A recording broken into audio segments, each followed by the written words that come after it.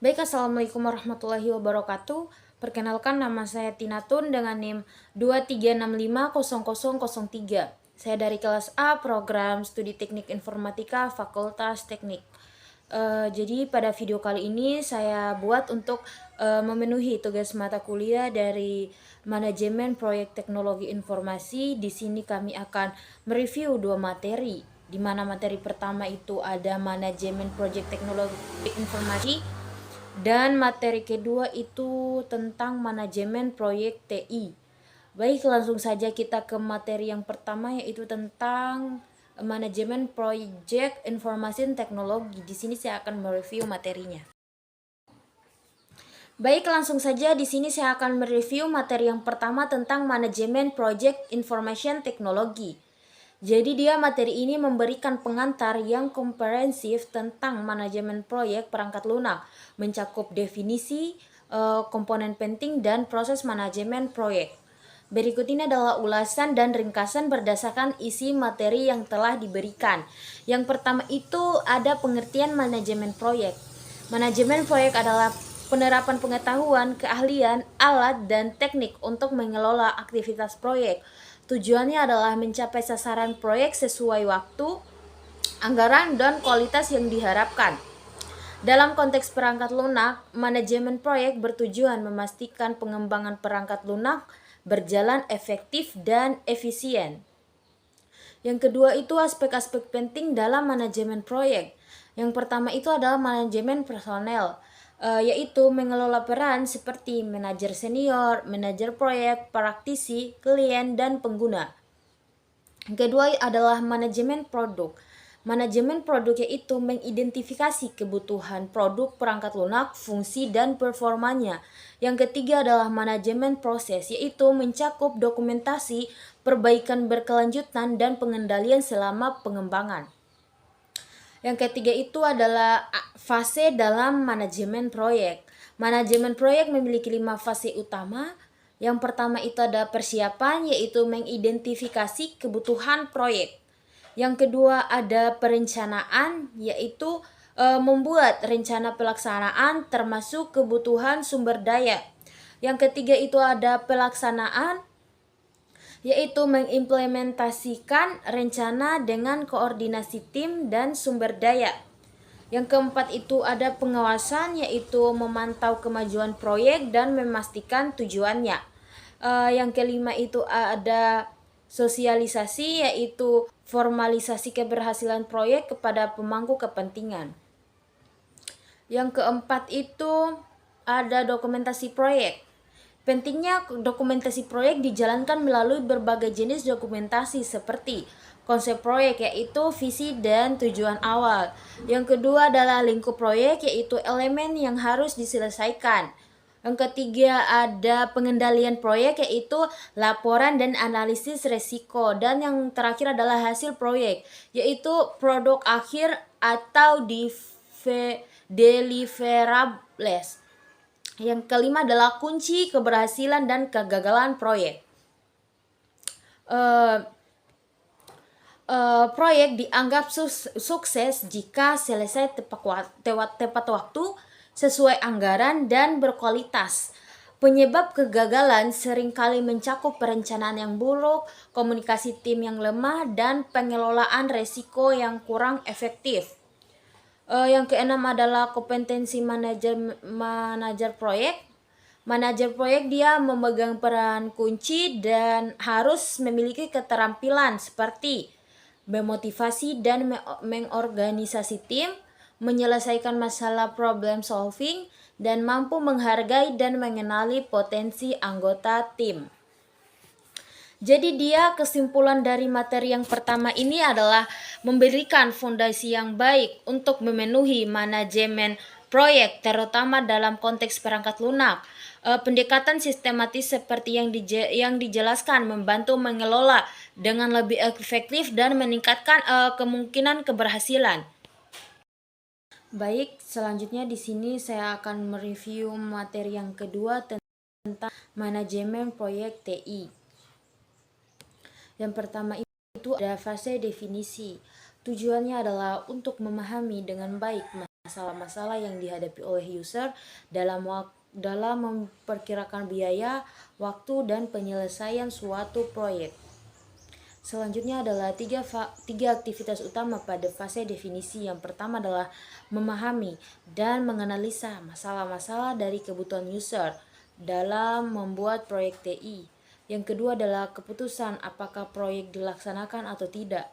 Jika proyek siap dilaksanakan, maka seorang manajer proyek harus menganalisa risiko yang mungkin terjadi yang dapat menggagalkan proyek tersebut. Dan yang ketiga adalah pembuatan proposal berupa perkiraan dalam hal dengan biaya serta waktu penyelesaian suatu proyek.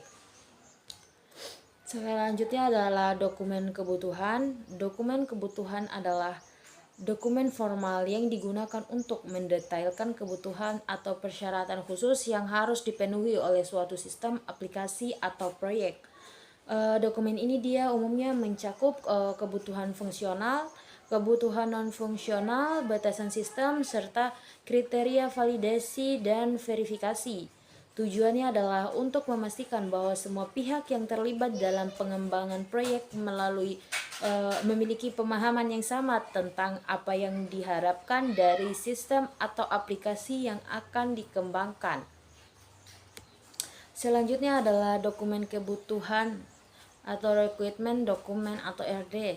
Dokumen kebutuhan biasanya dia meliputi yang pertama itu ada pendahuluan. Pendahuluannya ini dia berisi latar belakang, tujuan, dan lingkup proyek. Yang kedua ada deskripsi umum seperti menjelaskan perspektif produk, fungsi utama produk, karakteristik pengguna, serta batasan-batasan proyek. Yang ketiga itu ada kebutuhan spesifik, yaitu mendetailkan setiap kebutuhan fungsional dan non-fungsional. Kebutuhan spesifik ini ada dua. Yang pertama itu adalah kebutuhan fungsional, yaitu menggambarkan fitur dan fungsi yang harus ada dalam sistem atau aplikasi. Yang kedua adalah kebutuhan non-fungsional, yaitu seperti menggambarkan kriteria seperti performa, keamanan, reliabilitas, dan sebagainya. Yang keempat adalah glosarium, adalah kamus istilah atau kata-kata khusus yang digunakan dalam dokumen. Yang kelima adalah lampiran. Lampiran ini dia bisa berupa diagram, mockup, atau informasi tambahan lainnya yang relevan dengan dokumen kebutuhan.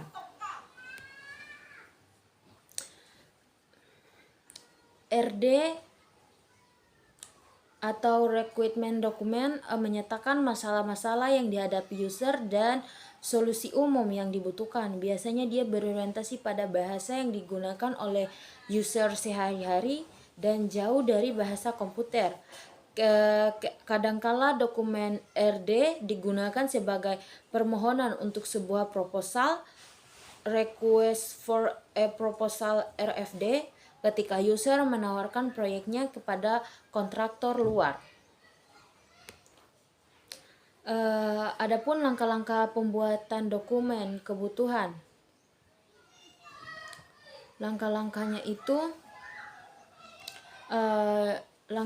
itu dia dibuat nantinya akan akurat, lengkap, dan sesuai dengan kebutuhan proyek. Berikut ini beberapa hal yang perlu diperhatikan. Yang pertama adalah pemahaman proyek, yaitu memahami tujuan, lingkup, dan sasaran dari proyek. Ini dapat dilakukan dengan membahasnya bersama pemangku kepentingan utama. Yang kedua adalah identifikasi pemangku kepentingan, yaitu mengetahui siapa saja yang terlibat dalam proyek dan apa peran mereka. Pemangku kepentingan ini bisa berupa klien, pengguna, tim pengembangan, dan lain-lain. Yang ketiga, wawancara dan diskusi dengan pemangku kepentingan, yaitu melakukan pertemuan atau wawancara dengan pemangku kepentingan untuk mengumpulkan kebutuhan awal dan mendapatkan pemahaman yang lebih dalam tentang apa yang diharapkan dari sistem atau aplikasi. Yang keempat adalah analisis pasar. Jika proyek berkaitan dengan produk komersial, analisis pasar dia bisa membantu untuk memahami tren, persaingan, dan kebutuhan pelanggan.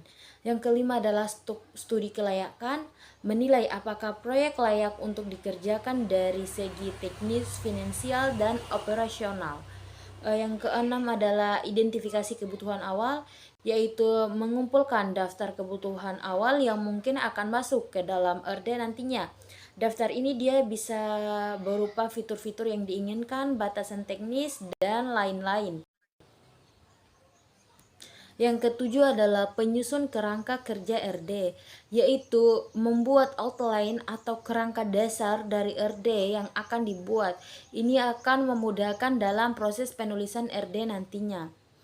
Yang kedelapan adalah evaluasi teknologi yang diperlukan, yaitu menilai teknologi apa saja yang mungkin diperlukan untuk memenuhi kebutuhan proyek. Yang kesembilan adalah pembuatan prototipe awal, yaitu memungkinkan membuat prototipe sederhana dari sistem atau aplikasi untuk mendapatkan feedback awal dari pemangku kepentingan. Dan yang ke-10 adalah penyusun jadwal dan rencana kerja, yaitu menentukan jadwal dan rencana kerja untuk proses pembuatan RD agar proses berjalan lancar dan sesuai jadwal.